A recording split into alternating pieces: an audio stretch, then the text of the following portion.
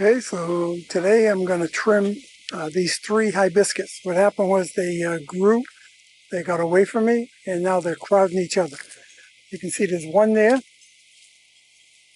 there's one in the middle being squeezed, then there's one at the end.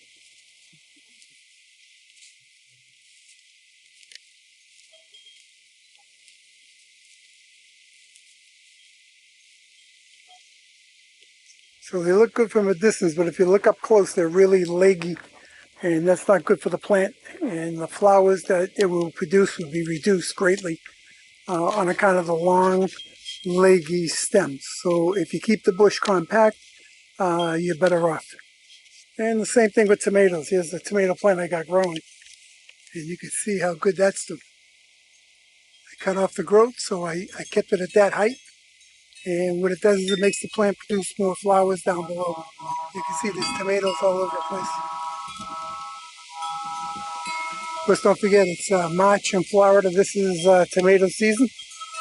We don't get tomatoes in the summertime. It's too hot here. They don't set fruit unless you buy a certain variety. And in the background, you can see I got some sunflowers coming up and some more tomato plants. So this is like the first week in April. So hopefully by the end of May, maybe beginning of June, I'll be getting tomatoes off of these plants. Okay, so these are the tools I'll need today. A hand shovel, my nailing pad, a spade, a rake, water. You always need water, especially in Florida, but in the summertime you're working out in the yard, you always need water. My hand pruners, my lopping shears, of course my gloves. I always wear gloves in the yard, and I have my safety glasses on. And I also spent the extra money. I have steel tip boots. Always nice to have, especially if you're kneeling and you're kneeling on the pad and the toes of your feet are pressing down into the ground with the steel tips, which prevents your toes from getting squashed and it saves your toes, makes it more comfortable.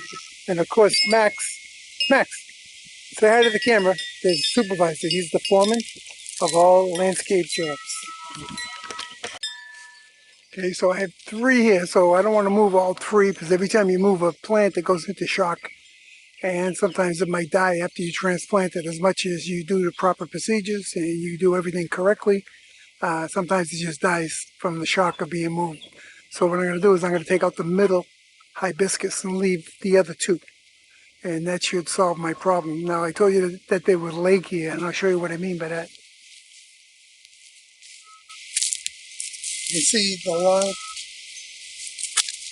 stems that they have. Leggy. Okay, so another word for leggy would be they're top heavy.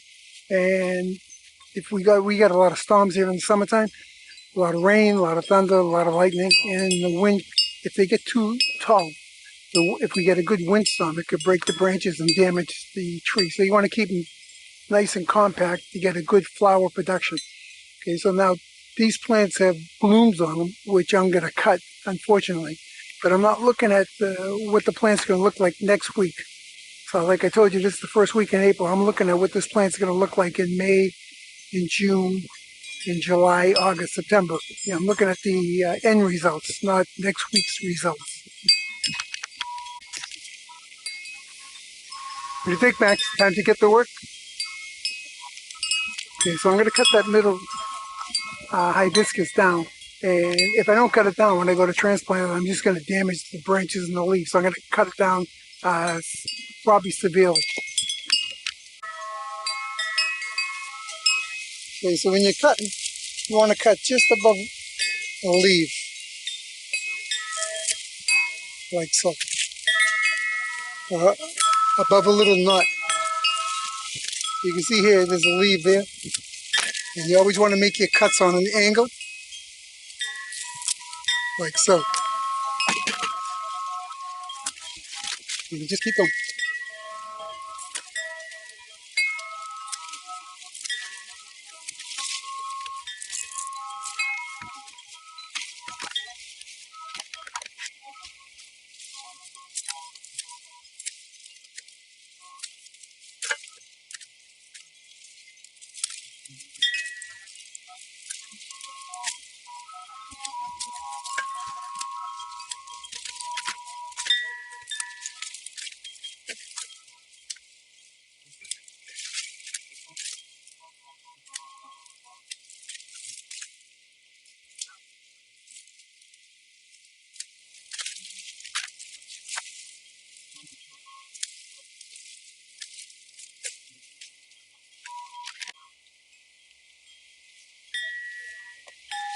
So when you're cutting the branch, this is sort of like your belly button. You have innies and outies.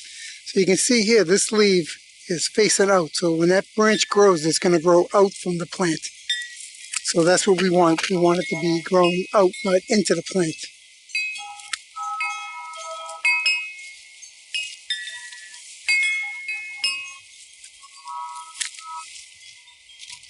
And just continue to cut.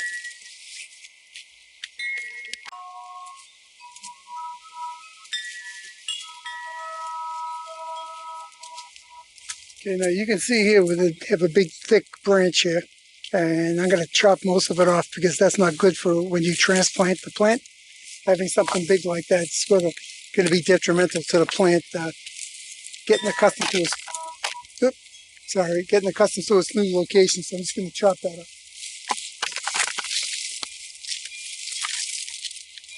You know, these lopping shears, you see how I just oiled them? I just sharpened them. You want to keep them clean. These shears here cost around $50 or $60, but I've had them for like over 10 years now. So you buy a good quality tool, you keep it lubricated, you keep it sharp, you keep it clean, and it'll last forever.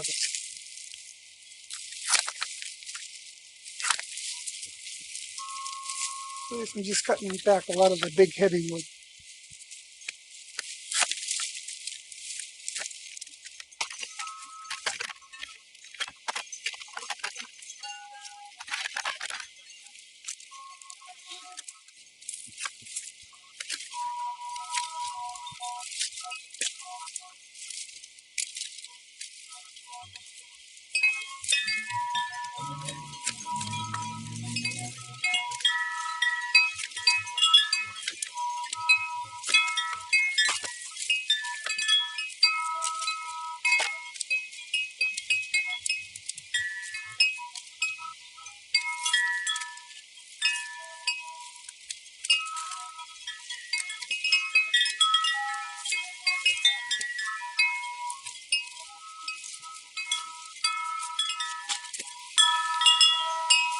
Okay, so that might seem drastic, but I'm going to cut a little bit more.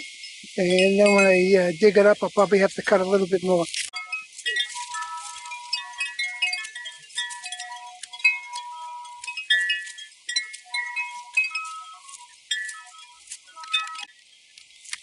Okay, also when you buy your tools, you want to buy a good quality tool that will last you forever. Now these, let me get them into the camera here, these Felco pruning shears, this pair here is over 10 years old, easy, over 10 years old. I did lose the spring here maybe twice. You just can reorder parts for it. I'll leave a link in the description below. But you go to the big box stores or a hardware store and they sell pruners for $20, $25. And then you'll see these here, Felco pruners, and they might be $50. But it's worth the investment, I'm telling you, because they'll last 4 times longer than the ones for $20, $25 that they sell at the big box stores. Don't go to save money. Buy it. If you're going to buy a tool, buy a good quality tool, and it'll last you a lifetime. You can see I just lubricated this before I come out in the yard. And I put my stone on the cutting edge here to keep it sharp, and it cuts like a knife going through butter. Okay, so now I'm just going to dig around the base of the plant and try to get it out of the ground.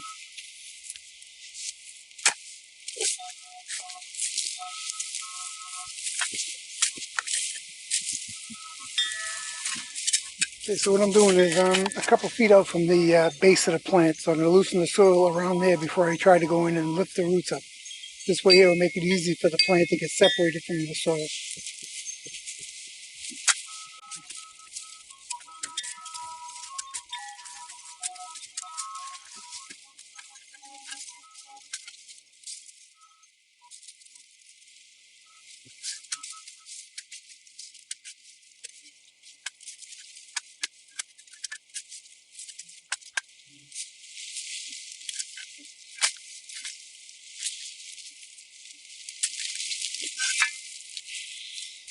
Okay, so I've dug all the way around the plant to break up those little skinny surface roots that will hold the plant in. Now I'm going to try to lift the plant out of the ground.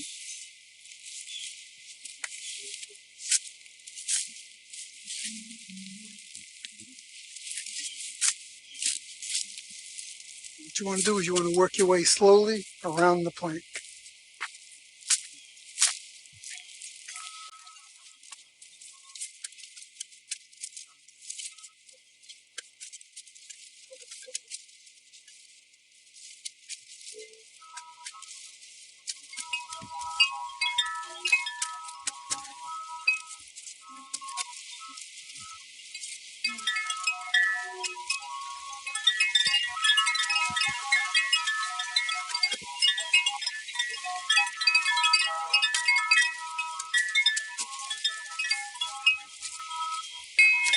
Okay, so I have the plant out of the ground, but I'm going to let it sit there now. I'm going to go prepare my hole.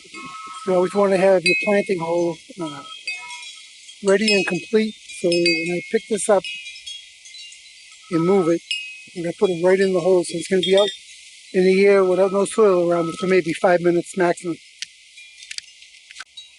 Okay, so now I'm going to remove the plant from the ground and I'm going to carry it about 40 feet over to where I'm going to replant it. So there's a couple ways to do it. I could grab a branch and drag it across the lawn. But if I did this, I would dislodge all the soil around the root ball. So I'm going to try to keep as much soil around the root ball as possible just to help the plant readjust in its new location. Okay, so I could just pick it up and carry it, but I think it weighs around 40, 50 pounds. And I'm too old to pick it up and carry it. But the best way is the way I'll show you with a piece of top.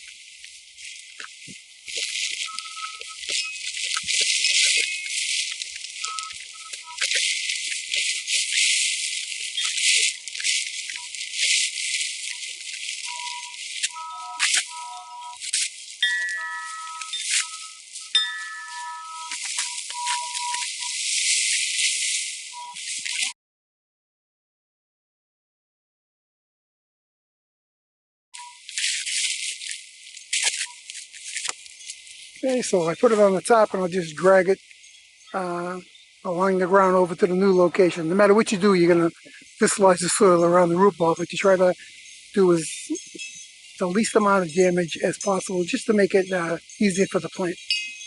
And you can see it still has a lot of big thick roots here, stems coming off that I'll probably trim once I get it in the hole.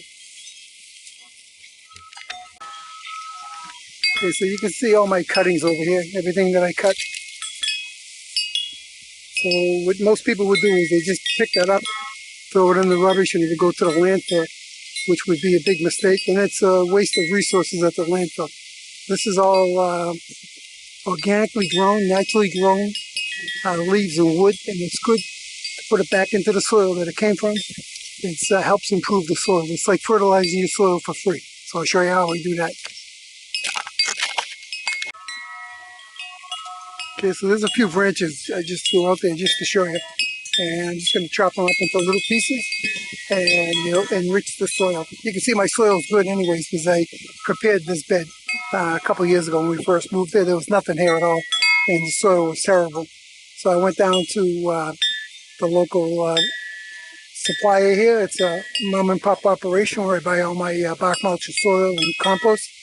And I put bag after bag, probably used 80 bags of soil and about 20 bags of compost. We dug up all the old soil that was no good, mostly rocks and junk, to put good soil. Okay, so it's like investing in a tool. You buy that good tool instead of buying the discount tool that will last you forever. Same thing with soil. You make the bed proper, prepare it with the right kind of soil. Make sure you have a water source nearby, irrigation or a hose. And when you put something in the ground, the soil's good, you're going to get better results. Like I talk about when I make pizza and pasta, the better the ingredients, the better the results. Well, it's the same thing with plants. Probably the same thing in life, I guess. But the better the soil, the better the plant will be. And the more the plant will produce for your enjoyment. So it's a win-win for everybody. I'm just going to chop these up.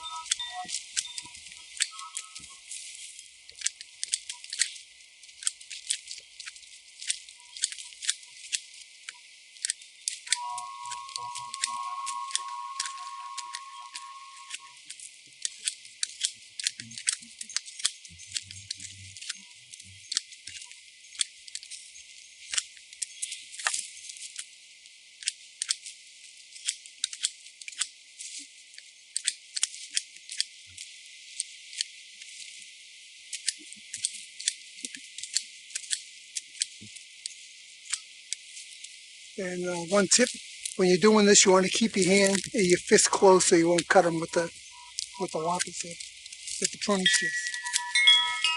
You don't want to have your fingers out like this as you cut. So you make that little fist, protect your fingers. Okay, so no doubt about it, this is time consuming and your wrist might get tired after a while. So if I get tired of doing this, or sometimes I get bored doing this one thing, I'll just do some today, I'll do some tomorrow, you know. But this is what you want to do. And then I'm going to mix it in with the soil. And when it rots away, the soil here is going to be super energized. All this organic matter that I added to it.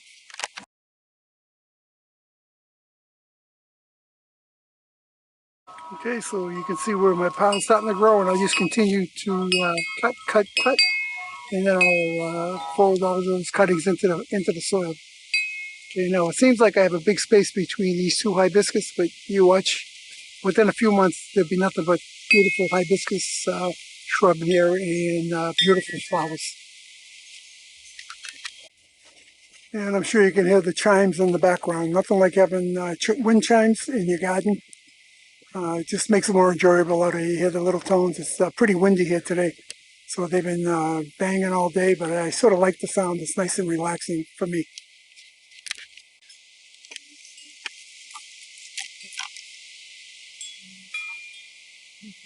Okay, so you always want to put a $5 shrub in a $15 hole. My soil's good, so I got my hole already prepared. I'm going to drag the plant over, drop it in, and try not to disturb the soil around the roots as much as possible. And you want to put it in so it's growing at the same level it was growing at in the original location, or a little bit higher. You never want to put it a little bit deeper in the soil because you could suffocate the shrub and it could die, or the flower or whatever. The only thing I know that is not affected by this is tomato plants. You can put them down a little bit deeper and they're fine, but everything else, you want to plant it or replant it in the same level that it was growing, either at the nursery or in your yard, the same level or a little bit higher.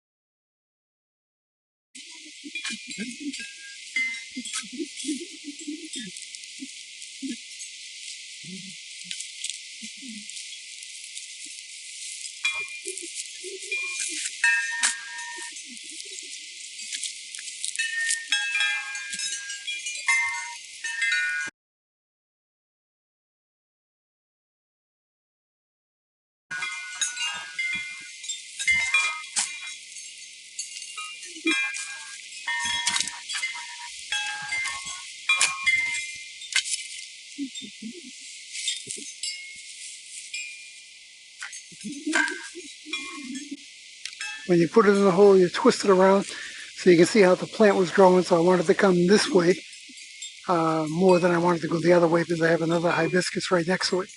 So I wanted to go out, and you can see the branches are facing out anyway, so it'll come this way, the most of the growth. And those roots that are showing above the soil, I'm going to cut those off. So it's important to clip those because if not, they'll dry up and might make the plant dry up. Okay, now for the important part is watering. So I'm going to water it. I'm going to soak it just to prevent any air pockets underneath the roots. If there's an air pocket there with no soil, the roots will dry up and the plant will suffer.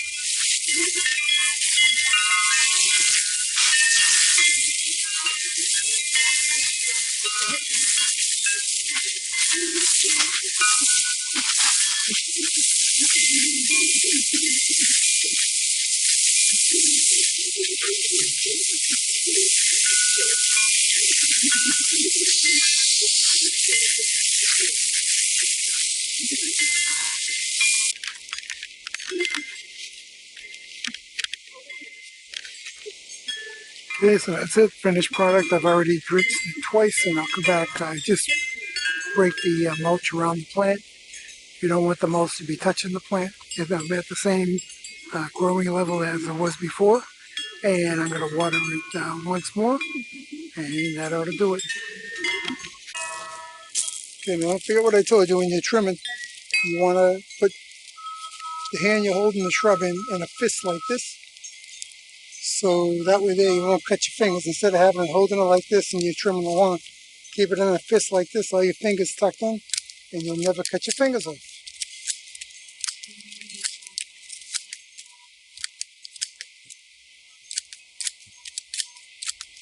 So I will grant you that this is time consuming, but it's definitely worth it for the soil. Now these are all the pieces here. They're sort of too thick to cut. And what I'll do is I'll tuck them someplace in between a couple shrubs where nobody can see them. And maybe after about a month or so, they'll be nice and soft and they'll start to rot. And then I'll come and chop them up. But you always want to add back whatever you take out of the soil. You want to add something back into the soil. So there's all my cuttings there.